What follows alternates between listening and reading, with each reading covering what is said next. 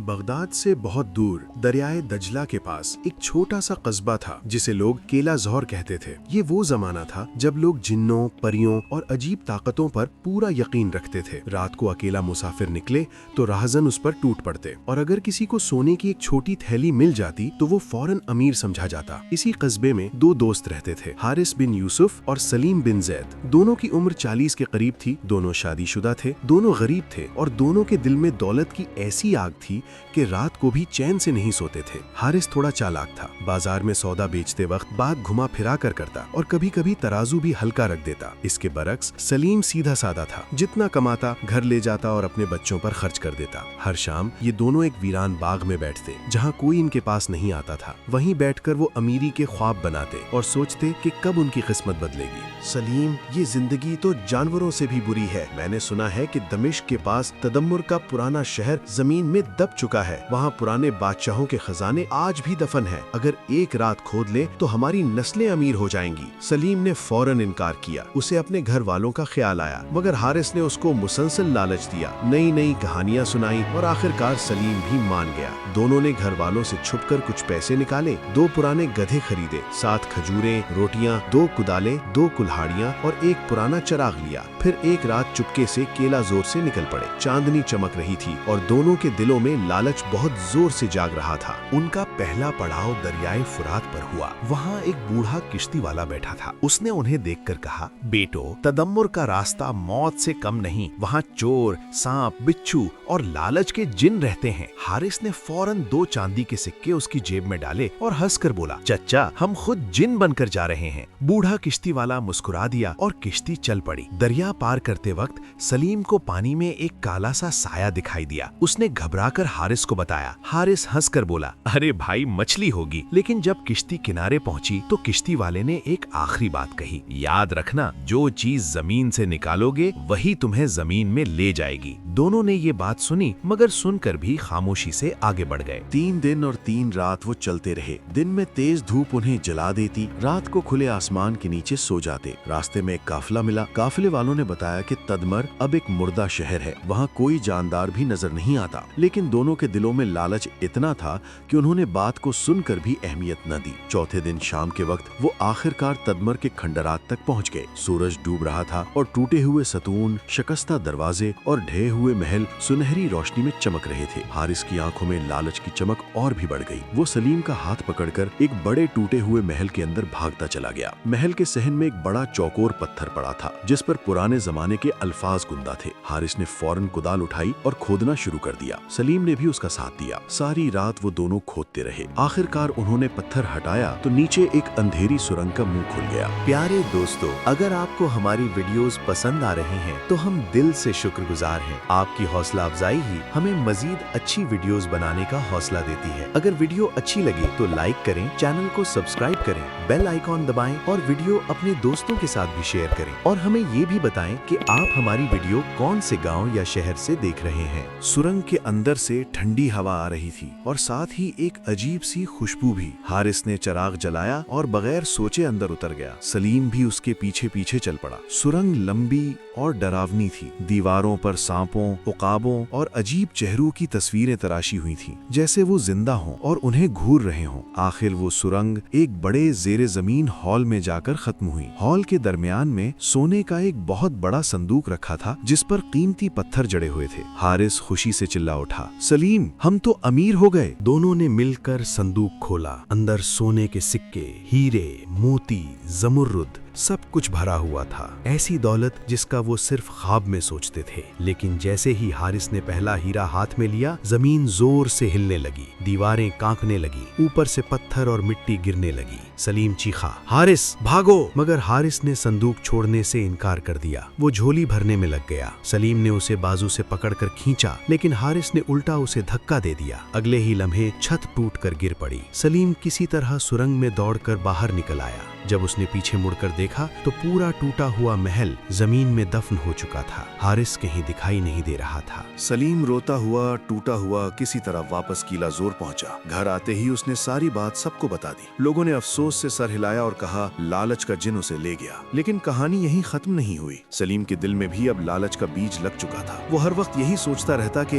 एक दिन वापस जाएगा और सारा खजाना अकेला ले आएगा। जो सफर दोनों ने मिलकर शुरू किया था, अब वही सफर सलीम अकेला मुकम्मल करने का सोच रहा था। किला जोर पहुंचकर सलीम की हालत बहुत बुरी थी। उसका चेहरा काला पड़ गया था, होंठ सूख कर फट गए थे, आंखें अंदर धंस चुकी थीं और पूरे जिस्म पर सिर्फ हड्डियां और खाल बाकी रह गई थी। घर दाखिल होते ही उसकी बीवी चीख मारकर रोने लगी। वो उसे गले से लगाकर पूछने लगी, सलीम, हारिस कहाँ है? सलीम ने सर झुका लिया। आहिस्ता आवाज में बस इतना कहा, अल्लाह ने ले लिया। कुछ महीने गुजर गए मगर सलीम के दिल से खजाने का ख्याल न निकला। तदम्मर का सोने का संदूक, चमकते हीरे, सोने के सिक्के, वो हर रात ख्वाब में भी यही देखता। अब वो खुद से कहता, हारिस तो मर गया, खजाना वही है, अगर मैं अकेला जाऊं तो सब मेरा होगा। इस बार उसने चालाकी से काम लिया। घर वालों को कुछ नहीं बताया। बाजार गया और बीवी का आखिरी चांदी का कंगन बेच दिया। इस पैसे से उसने एक तेज कुदाल, एक मजबूत रस्सी, 2 मशकीजे और एक अच्छा खंजर खरीदा। रात को जब सब सो गए तो वो चुपके से घर से निकला। रास्ते में से एक गधा चुराया और फिर वही पुराना रास्ता पकड़ लिया। तीसरी रात जब वो रेगिस्तान के बीच में था तो अचानक रेत का खौफनाक तूफान आ गया। आसमान काला, चारों तरफ सिर्फ रेत ही रेत उड़ती। गधा डरकर चीखने लगा। सलीम ने उसकी लगाम छोड़ दी और खुद जमीन पर लेटकर कपड़ा मुंह पर लपेट लिया। तूफान कई घंटे चलता रहा। जब रुका तो सलीम ने देखा वो बिल्कुल अकेला रह गया है। गधा गायब, सामान उड़ गया, सिर्फ कुदाल और खंजर बचा था। पानी का आखिरी घूंट भी खत्म हो चुका था। अब वो पैदल ही चलने लगा। चौथे दिन दूर एक साया दिखाई दिया। करीब पहुंचा तो वहां एक पुराना कुआं और कुछ खजूर के दरख्त थे। वहां एक बूढ़ा चरवाहा बैठा था। उसने सलीम की हालत देखी तो तरस आ गया। ऊंटनी का दूध पिलाया और पूछा, बेटा, यहाँ अकेला क्या कर रहे हो? सलीम ने झूठ बोला, मेरा काफिला रास्ता भटक गया है। बूढ़ा बोला, तदमर लानती जगह है, जो वहाँ जाता है रेत उसे निगल जाती है। सलीम ने बात टाल दी और आगे बढ़ गया। 7 दिन बाद वो एक बार फिर तदमर के खंडरात में पहुंच गया। जो महल कभी खड़ा था अब वहाँ एक बड़ा गड्ढा था, रेत से भरा हुआ। सलीम ने बगैर सोचे कुदाल उठाई और खोदना शुरू कर दिया। एक रात जब चांद सीधा सर पर था, सलीम की कुदाल किसी सख्त चीज से टकराई। उसने रेत हटाई तो सामने वही सोने का संदूक निकल आया। सलीम की आंखों में लालच की रोशनी भड़क उठी। वो फौरन झोली भरने लगा। अचानक तेज हवा चलने लगी। रेत उड़कर गोल गोल घूमने लगी। रेत के तूफान के अंदर से एक आवाज आई, सलीम, ये मेरा हिस्सा है। ये हारिस की आवाज थी। सलीम घबरा कर भागने लगा, लेकिन रेत उसके पांव खींच रही थी। वो गिरता, उठता, फिर गिरता। संदूक उसके सामने आहिस्ता आहिस्ता रेत में दोबारा धंसता चला गया और फिर रेत के बगोले में उसे सिर्फ हारिस नहीं, बहुत से चेहरे दिखाई दिए। वो सब लोग जो पहले लालच में वहां आए थे। रेत ने उसे भी अपनी बाहों में ले लिया और उसे निगल गई। अगली सुबह बूढ़ा चरवाहा उधर से गुजरा। रेत पर सलीम की कुदाल और खाली झोली पड़ी थी। चरवाहे ने अफसोस से सर हिलाया और बोला, एक और लालची रेत ने खा लिया। कहा जाता है कि जैसा बाप वैसा बेटा। वक्त गुजरा और सलीम के दोनों बेटे बड़े हो गए, आसिम और कासिम। आसिम बिल्कुल अपने बाप की तरह चालाक और तेज जबान वाला था। कासिम अपनी माँ की तरह सीधा और मासूम। एक दिन आसिम ने कासिम को बहका दिया। दोनों ने घर की आखिरी बकरी बेची और वादी मौत की तरफ निकल पड़े। उन्हें किसी से सुना गया था कि कोहे काफ के पास एक सुनसान वादी है जहाँ सोने की ईंटें पड़ी हैं। सफर सख्त था। रास्ते में बर्फ का तूफान आया। ऊंट गुम हो गया, सामान बिखर गया, मगर दोनों पैदल चलते रहे। चलते चलते वो एक गार में पहुंचे। वहाँ एक बूढ़ा दरवेश बैठा था। उसने उन्हें रोक कर कहा, बेटो, वो वादी मौत की नहीं, लालच की वादी है। वहाँ एक पुराना काला किला है जिसमें सोना है, लेकिन जो जाता है वो कभी लौट कर नहीं आता। कासिम डर गया और वापस जाना चाहता था, लेकिन आसिम न माना। उसकी आंखों में सिर्फ सोना था। दोनों फिर आगे बढ़े, बर्फ में लड़खड़ाते चलते रहे और आखिरकार एक स्याह पत्थर के किले तक पहुंच गए। किले के अंदर दाखिल होते ही दोनों हैरान रह गए। जमीन से छत तक हर तरफ सोने की ईंटें लगी थी। दरमियान में एक बड़ा हॉल था और बीच में एक संगे मरमर का तख्त रखा था। उस तख्त पर एक सोने का ताज चमक रहा था। आसिम लालच में पागल हो गया। वो दौड़ कर गया और अपनी झोली सोने से भरने लगा। कासिम ने घबरा कर कहा, आसिम बस करो, ये सही नहीं। मगर आसिम ने उसे जोर से धक्का दे दिया। अचानक किले का भारी दरवाजा बंद हो गया। एक तेज धमाके जैसी आवाज आई। चारों तरफ से काले साए उठने लगे। उनमें हारिस और सलीम के चेहरे भी थे, जो जैसे उन्हें खबरदार कर रहे हों। आसिम ने ताज उठाने की कोशिश की, मगर ताज ने उसका हाथ पकड़ लिया। इसी लम्हे सोने की दीवारें पिघलने लगीं। पिघला हुआ गर्म सोना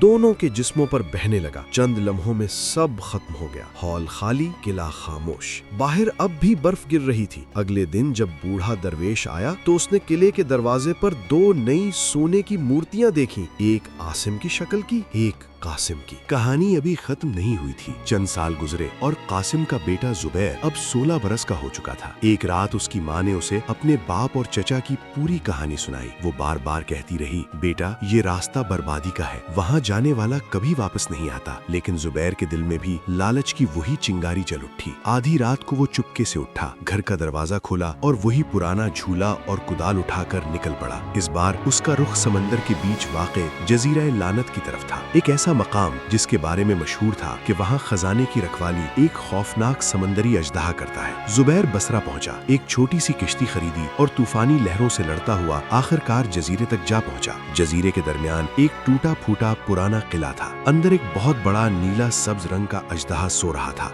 उसके खुले जबड़े में एक चमकता हुआ लाल जौहर रखा था, जैसे रोशनी का टुकड़ा। जुबैर ने सांस रोककर आहिस्ता से हाथ बढ़ाया और जौहर निकाल लिया। उसी पल जमीन हिलने लगी। अजदहा ने आंखें खोली, कीमतों की तरह गरजा। जुबैर घबराकर भागा, किले से निकला और सीधा किश्ती की तरफ दौड़ा। वो लहरों में कूदा, चप्पू मारने लगा। अजदहा पानी से बाहर आया और कुछ दूर तक पीछा करता रहा, लेकिन फिर अचानक रुक गया, जैसे वो जजीरे से बाहर नहीं निकल सकता था। जुबैर बच तो गया, मगर उसकी आंखों में लाल जौहर की चमक अब पहले से भी ज्यादा थी। जुबैर जब बसरा पहुंचा तो खुशी से उसका बुरा हाल था। वो सीधा एक जौहरी के पास गया और लाल जौहर दिखाया। जौहरी ने जौहर हाथ में लिया, चेहरा सफेद पड़ गया और फौरन बोला, ये जौहर नहीं, लानत है। जिसके पास जाता है उसे मार देता है। जुबैर ने उसकी बात सुनकर हंसी में उड़ा दिया और वहाँ से चला आया। रात को जब वो घर पहुंचा तो देखा दरवाजा आधा खुला था। वो अंदर गया तो उसके कदम रुक गए। कमरे में साए कड़े थे। हारिस, सलीम, आसिम, कासिम, सब के सब जैसे धुआं बनकर जिंदा हो गए हों। उनकी आंखें सुर्ख आग की तरह जल रही थीं। हारिस ने आहिस्ता से सर उठाया और कहा, जुबैर हमारा हिस्सा कहाँ है? जुबैर खौफ से चीखा और भागने को मुड़ा, मगर दरवाजा खुद ब खुद बंद हो गया। उसके हाथ में रखा लाल जौहर अचानक गर्म होने लगा, फिर ऐसे चिपक गया जैसे आग उसकी जिल्द में घुस रही हो। जुबैर गिरता पड़ता दीवार से टकराया और आखिरी लम्हे में जौहर उसके सीने में घुस गया। एक सुर्ख रोशनी हुई, फिर सब खामोश। अगली सुबह लोगों ने जुबैर की लाश देखी। उसके सीने पर एक बड़ा लाल निशान था, हाथ में वही पुराना झोला और कुदाल।